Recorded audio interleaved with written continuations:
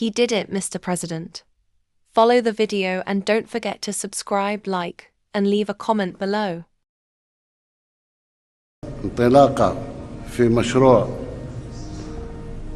إنجاز الأنبوب الغاز العابر عبر التراب النيجيري الشقيق. إذن مباشرة بعد شهر رمضان سوناتراك تأخذ الأمور بزمام وتنطلق في بداية وضع الأنبوب في التراب النيجيري إن شاء الله. إذن اتفقنا كذلك على مرافقة إخواننا في النيجر بكل ما يطلبونه ولا هو متواجد بين أيدينا. لا نبخل دولة النيجر الشقيقة بأي شيء موجود بين أيدينا. Des ambassadeurs à leurs postes respectifs. Le président du Niger, Abdourahmane Tiani, participait aujourd'hui à Alger à une réunion de travail avec son homologue algérien, Abdelmadjid Tebboune. Le président Tiani est venu en Algérie à la tête d'une importante délégation. Précision sur place pour TV5 Monde, Khaled Drahani.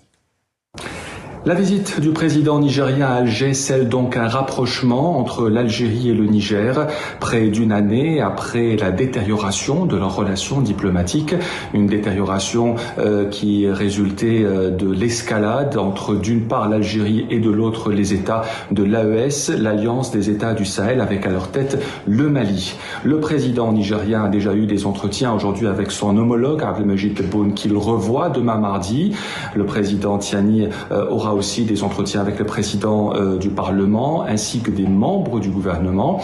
Cette réconciliation entre l'Algérie et le Niger intervient aussi plusieurs semaines après un autre rapprochement avec un État de l'AES, à savoir le Burkina Faso, puisque plusieurs ministres ont effectué des visites à Ouagadougou dans des foires, mais aussi dans un cadre bilatéral. Reste à savoir si le Mali sera le troisième et dernier pays à reprendre langue avec l'Algérie près d'une année après l'incident du drone malien qui avait été abattu par l'armée algérienne puisqu'il était entré illégalement dans l'espace aérien algérien.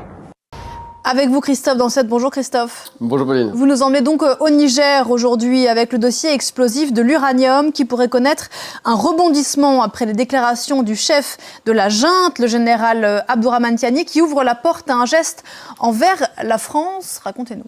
Oui, le général Tiani propose de rendre une partie de l'uranium confisqué à la France. On va d'abord écouter le chef de l'État nigérien qui s'est exprimé vendredi à la télévision. On va l'écouter.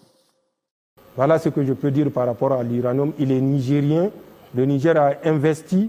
La France a ses 63,4% de 156,231 tonnes. S'ils veulent demain qu'on leur envoie ça, nous payons nous-mêmes le transport pour leur envoyer ça, parce qu'ils étaient là au moment où ça a été produit. Mais tout ce qui a été produit par la suite est nigérien et restera nigérien, Inch'Allah.